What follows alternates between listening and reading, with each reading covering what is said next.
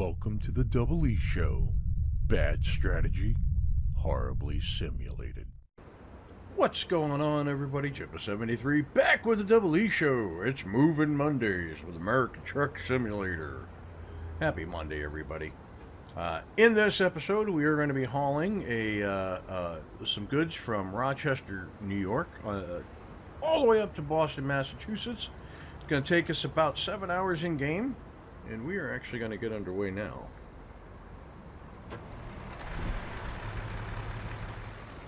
Listen to her purr. Alright, take park brake off. So, happy Monday, everybody. Hope everybody had a great weekend. I record these ahead of time, so my weekend is actually coming up as I'm recording this. So the weekend before you see it is when I'm recording. And we're supposed to have rain. It's supposed to be warm, but we're going to have rain. So, it is what it is.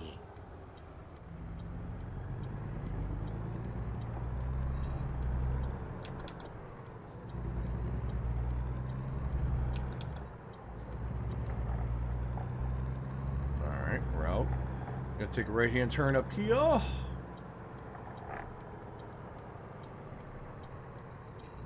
look, a Scott. No, it's a Mack dumper. So, anywho, happy Monday and all that good stuff. Coming up at 2 o'clock today. New series. Murder Mystery. Point and click puzzler. The Art of Murder. And it's an old school point and clicker. And by old school I mean old school. So basically it's one of those ones that's blowing the light. I was in the intersection, officer. I have to figure it out where it comes to clues, because you can interact with everything. It's not so guided as some of the ones that we've recently played. There's a lot of stuff to look through that doesn't mean anything. So it'll be interesting to play it for sure. And I mean, I'm digging point and clickers. I never thought I really would. I mean, I played them when I was a kid on the computer for like school and stuff like that. It would have programs that were designed for your to show off your awareness, you know, your ability to problem solve and all that good stuff. But it was a hot minute before I played Chalk, where I played a puzzler. And you know, now I'm into them again, so it'll be a lot of fun. It'll be a lot of fun. And the Art of Murder series has 5 titles. So we'll have plenty of content for our Mystery Puzzler Mondays. And yeah, so that's coming up at 2 o'clock. Check it out. Let me know what you think of the game. It's a slow start, but it's because, you know, like when you get a brand new game yourself, you know, it takes you a couple minutes to figure it out. It takes you a hot minute to get it figured out, and then you go, oh, okay, I think I know what's going on, and then it still takes you a couple more to remember what you're doing in each new scenario. So that being said, it's going to be a while. It's going to take us a while to get it all down.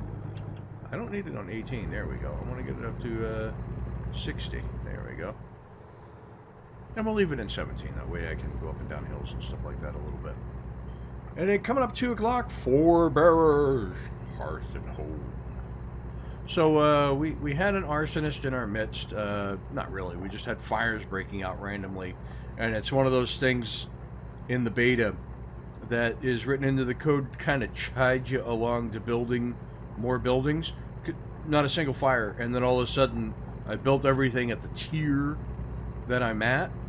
And it's like, we want you to build a blacksmith and a furnace. All right, let's have them start having fires. Okay, yeah, so yeah, it just kind of chided me along. So, you know, we work on that. We work towards getting the blacksmith up and figuring out the supply chain. For getting the blacksmith stocked up so we can make the repair parts for the damaged buildings and such. And yeah, we move along. We progress along. It's what we're doing. It's what we're doing in the settlement on Four Barrows. We're making things happen. Trying to get to the end goal. Grow big and prosper. And eventually have trade with other nations, I guess, or other settlements. But anywho, coming up Wednesday, Burners Wednesday. So Red Ketchups and DS mods playthrough. Moving along really good. Jumped ahead a bit. Got some key work and jetty work done offline. So we jump in after I've done some of that work, and we progress along. Start getting the items together that we're going to need for trading more things, and work on more key wall stuff. And we're still on the first island with just a little bit of a branch off for resource production. So, you know, that's nice. That's nice that we're not growing too fast. We're growing fast enough. And then at 2 o'clock, banished with Mega Mod. The object in this week's episode is to get a couple more items together towards the end goal of getting the building materials supplier and then the houseware supplier. So we want to get the clay and the bricks and the glass, and we want to get I'm working towards getting the stuff for you know, I'm gonna up my speed a bit. I'm working on getting the stuff together for the housewares, which is like furniture and glass. So, and again, not expanding too fast, kind of keeping the growth rate steady, so we don't have massive die-offs and massive baby booms and lack of laborers. You know, trying to play it smart. Mega Mod is huge, I tell you. So there's a lot to get lost in, and so I'm trying to take it a little bit at a time and not just use the colonial charter stuff that is prominent in the Mega Mod. I'm trying to use a little bit of everybody's stuff, really experience the mod in all of its glory. But that being said, we progress along. Thursday, debris. So we've got the outpost built in the Nerd Night Outpost town. And then the object is to get trade going back and forth between the two towns to bring Nerd Night Outpost its supplies from Nerd Night. So not the lights. There we go, wipers. I want to get the supplies over there so that Nerd Night Outpost can get building without spending too much money. Since we're producing the raw goods over in Nerd Night, might as well share them with Outpost, so that way we can, you know, get the buildings that we need built, and not spend a bunch of money on buying those resources into the town. So, lightning! So, that is working well in Nerd Night and Nerd Night Outpost. That, my friends, is exactly why I don't do it in when you're on a bend. Oh my goodness. Off into the tree. Everything reversed for me. I'm like, what am I doing? Oh man. So, it's alright. It's just tires and undercarriage damage. Oh man. So, and then coming up at 2 o'clock on Thursdays, not Tropical Seeds, Foundation, or something like that. I gotta figure out the intro to that, or the exit where where I go, it's Foundation, something like that, But anyways, I got a copy of the game provided to me from Murphy Plays. Murphy Plays here on YouTube. And I am very grateful for the assist, because I've been wanting to play the game for quite a while, because it's another settlement town city builder. And I love them. I love them. And so yeah, so he got me a key for the game that he had received for being a backer of the title. And so we crack on into episode 1. And we figure out a little bit of the game mechanics. And I mean, if you've watched a lot of city builders and you come to the channel for city builders, you've probably seen a lot of playthroughs of Foundation to see what it's all about. And I understand that I'm a little late to the game, but I want to play it. I want to play it. It's fun stuff, and I want to play it, so I'm gonna play it. And there you have it. That's the law. So that comes up on Thursday at 2 p.m. And then Friday, Felon Fridays with Prison Architect. We work on the utilities, the electric and the water, and we get all the pipes laid out. A little bit of a time-lapsey. Really, you pull out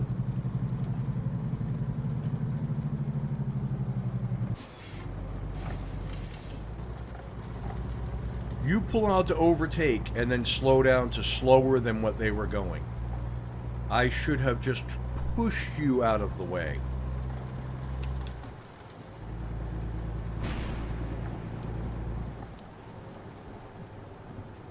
Speed limit 65, my dear friend. Get the heck off the road. But anywho, yeah, so we do the utility work. We're one step closer to getting the rooms furnished and getting prisoners in.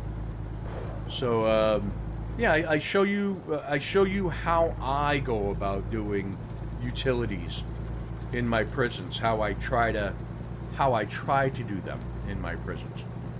And it gets more difficult when you've laid down your primary utilities and then you add buildings afterwards. So that's why it's nice to build the structures first and then do the utilities after, because then you can utilize the space better. And so that's what I do. I get the utilities in, and that brings us one step closer to the finishing of the construction of the prison, so we can start seeing whether or not our white collar facility functions properly. Oh goodness. So that's those are the videos for the week. Hopefully you will check them all out. I would greatly appreciate it. I have a feeling.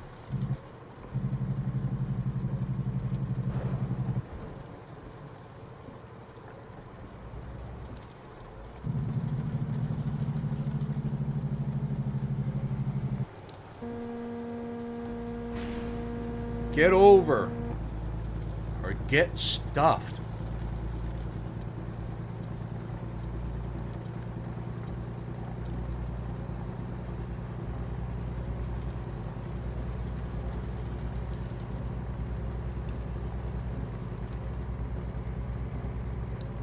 There you go.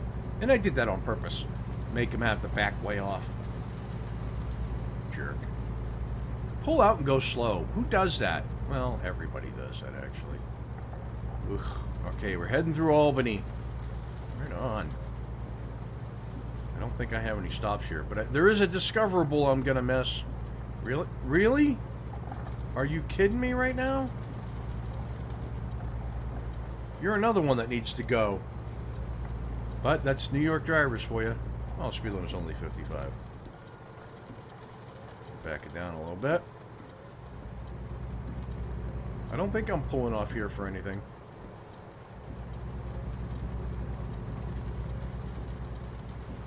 I'm doing 60 and a 55. Relax, people. Relax. I did just pass a cop, though. Be cool. Be cool. Be cool. Be cool. Whoop. I don't remember seeing this exit on the... Oh, that's right, yeah, because this is where it, where we junction like 90 and 78 or something like that. So I had to turn off to get back on to stay on 90 is what it was. Come on, Rain, go away. I'm gonna have enough of you this weekend for real.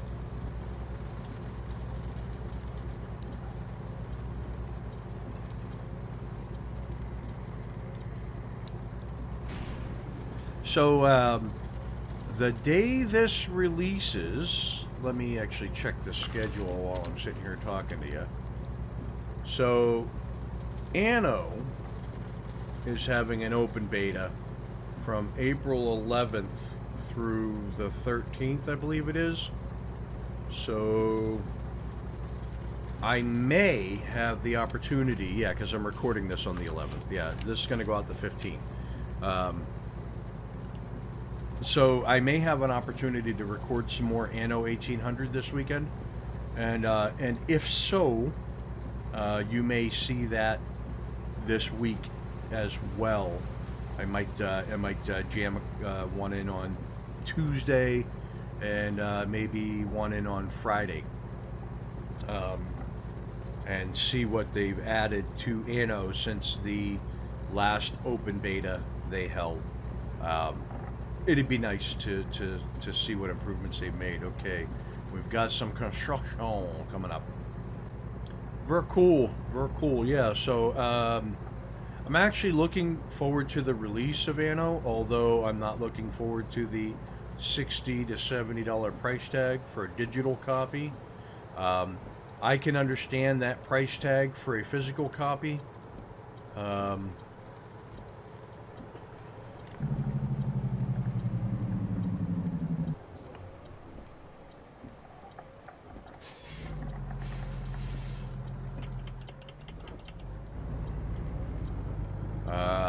I guess I'm taking a detour. This is going to set us back a while.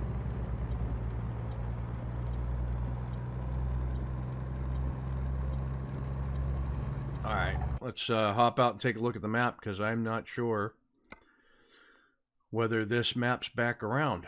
It does. Alright, so if I come down here, is there anywhere in here I can get gas? No, it's all companies. And I did pass by my gas stop that I wanted to go and do. It must have reset. Okay. So we're going to go down here. And then up to there. Yeah, that's going to add a bunch of time. It might actually end up being late.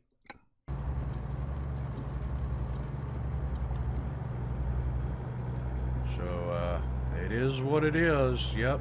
They've got it blocked off there as well. So we might not get this whole... Well, we'll get the whole trip in one video. I'll just edit it down. But yeah, so... digital copies of games should not cost as much as box copies of games. You know why? Because you're not getting as much stuff. You're not getting physical media, you're not getting printed booklets, you're not getting maps or posters, you're not getting artwork books. Hartford, Connecticut, right on. You're not getting...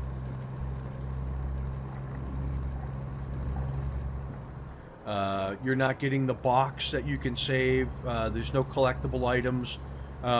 You're paying for information sent over the internet. And that's not worth $60. Games like that clearly shouldn't cost more than $40 at the most. And I'm not kidding. I'm not saying that to be snarky or whatever.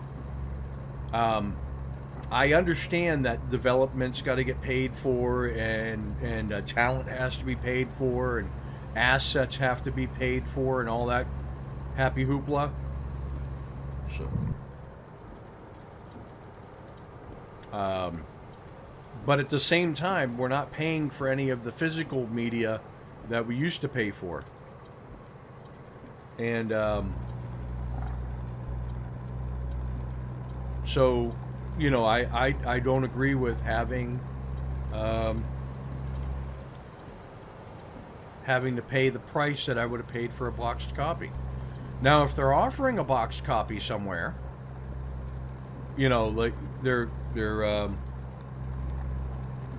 if they're offering a boxed copy and, you know, you could pick it up in the stores, then I can understand the digital price being comparative to the non-digital price. But really, are there boxed copies anymore? And even then, I can't see the digital copy being comparative. You should get a discount for not having, you know, not paying for all that, the excess stuff that they've put in the box. You should get a discount. So if it's $60 retail, again, $40, save $20, get the digital copy. Oh, you don't get all the other bonus stuff, but you're not paying for that. So, you know, but I don't know. $70, $60, $70 for a digital copy of a game just kind of breaks my heart a little bit. Kind of breaks my heart a little bit. Ugh. Okay. This is going to be confusing up here. I can tell already. No, I think I stay in this lane and I go around the loop. Right on. Same goes for Tropico 6. So Tropico 6, you know, it's $50. It's digital. There is nothing to hold in your hands. $40 maximum. I just think that it would. I honestly believe they would sell more copies if they did the digital price lower. Because there are more people who don't go out, more people who shop online. Yeah, I can go online and find a physical copy and purchase it and have it shipped to my home. And then I gotta probably pay extra for shipping to my house and everything like that. But then I've chosen that. I've chosen to have that. But for a digital copy with no extras, no accoutrements, you know, maybe more in-game stuff or something like that, you pay a higher price. I can honestly see the reasoning for having the lower price. I mean, what do you think?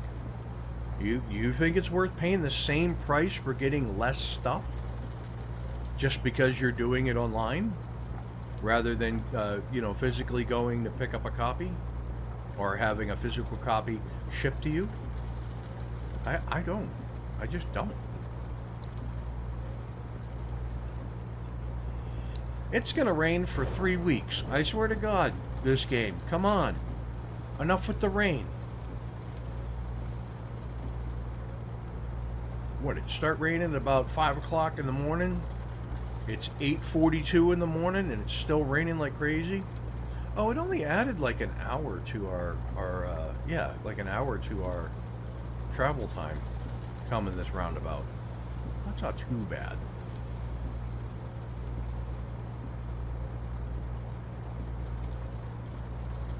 So we got a little bit of time to get there. I don't think it'll make us late though.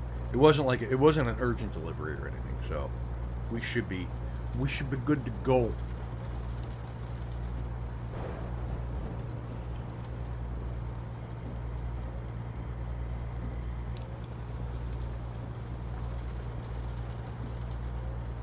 Have you guys seen any new games on the horizon that you're all geeked out about? You know, city builders, strategies, combat, first-person shooters, simulations, whatever, anything. I'm looking forward to Police 1013 and seeing if that actually ever comes to fruition. It's supposed to be a massive multiplayer online role-playing game with police, fire, EMS, play with clans, different uniforms, different characters, individual characters, character modifications, so you can set them up the way you want them to look. Ooh, excuse me. And all that happy hoopla. modifiable vehicles, the ability to add skins to your vehicles to match your clan tags and things like that. So if you have a clan that wants to come in and be a police force on a server, you can have the skins for all the vehicles and play multiplayer with your clan's police vehicles and emergency vehicles and such. You can play as regular people in the game, be the criminals, or just go about your daily business, I guess. They'll have procedurally generated events. The maps are supposed to be relatively big and full and rich. Providence, Rhode Island. Wow, I'm going a long way around for sure. Yeah, I mean, there's a lot of depth promised for the game. And the graphics look okay at the moment, at the stage in development that we're in.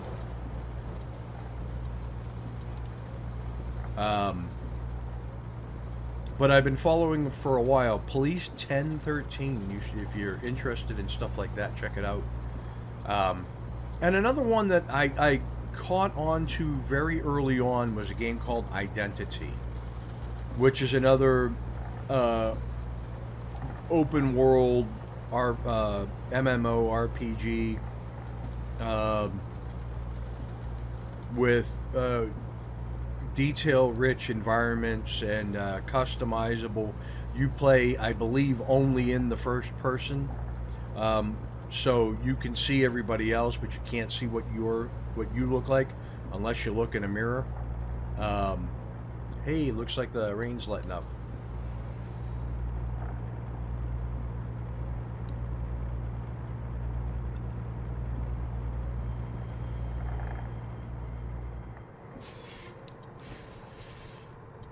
Very nice. Turn these off now. Very nice. Hey, sunshine on a cloudy day when it's cold outside. I've got the month of May. Are you kidding me?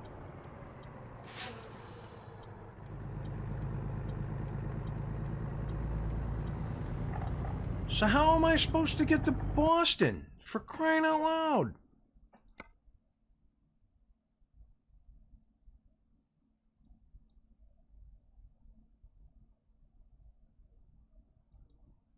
I guess I gotta come in that way.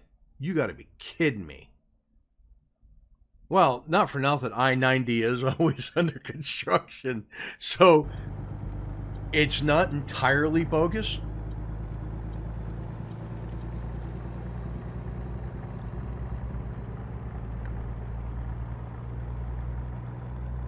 Oh, man. So Identity is supposed to be... And what they put out so far looks amazing. The screenshots and the sample videos and the test area that they have for testing their servers and testing the community together online and stuff like that, all looks really good. I think it's a little ambitious what they're shooting for with the graphics level. So I am going to assume that they're going to probably not be able to deliver on everything they've promised. But it was one that's been on my radar for a long time because I never got into EVE Online. There was another one that was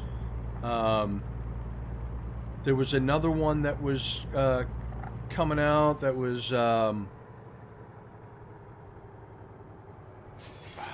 or there was not coming out. There was another one that was on my radar that was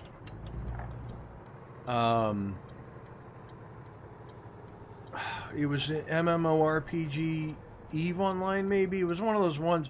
Second Life? No, it was Second Life. That's what it was. Where you basically live... Oh, come on. And, yeah, with Second Life, I had hopes to get into it. But this isn't an insult to anybody who was actually able to get into it. But I actually had Hey, we're in Boston. I actually had a real life going on at that time. Crap, they wanted me to cut through the gas station. Good thing I didn't. Oh, ho, ho, ho. Oh, ho, ho, ho. Pay attention, Jibba, because you almost took out everything. Well, that's a hill. So, Boston is a little barren for being Boston. Hopefully, Manfred spend some time on the East Coast and not just the Southeast and Midwest. Oh, anyways. Yeah, but I actually had, like, real stuff going on in my life. I was dating. I had a job. I had hobbies. The whole 9 yards. So I couldn't get into Second Life. Because I had too much real life stuff to invest the time needed to build up a whole other persona online. Yeah, just as the light turns green, all the traffic starts coming.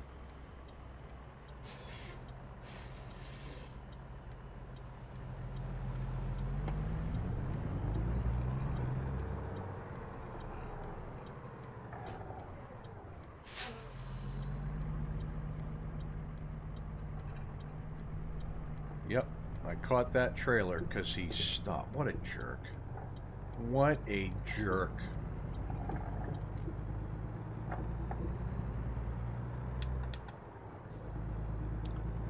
Okay, where do they want it?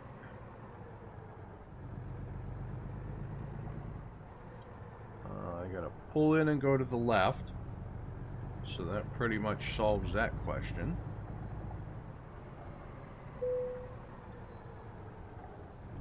Looks like I'm just pulling straight up over here. I can do this. And hopefully we're not late. Stop! I softened my brakes up so they wouldn't stop on a dime. Right on. Park and brake. Engine off. We'll hop out. And we'll hit enter while they unload. Woohoo! Excellent. So we didn't run late. Very good. $26,000 in the bank. And some XP. We got some XP there too. So, yeah, listen.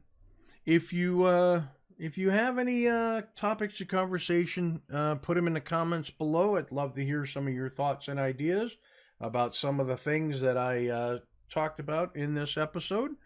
If you have any suggestions for games and things like that, again, put them in the comments below. So, if you liked what you're watching, hit that like and subscribe button down below. Tell your family, tell your friends. If you have any suggestions as to what you'd like to see me do here in American Truck Simulator, a certain state you want me to go to and check out, whatnot, since Coast to Coast isn't 100% fully fleshed out, but they are working on it regularly. We can see what we can do. Put them in the comments below because I will read them. And with that, I will catch you next Monday for another episode of Moving Mondays, the American Truck Simulator. Peace. That was a failure of epic proportions, unacceptable.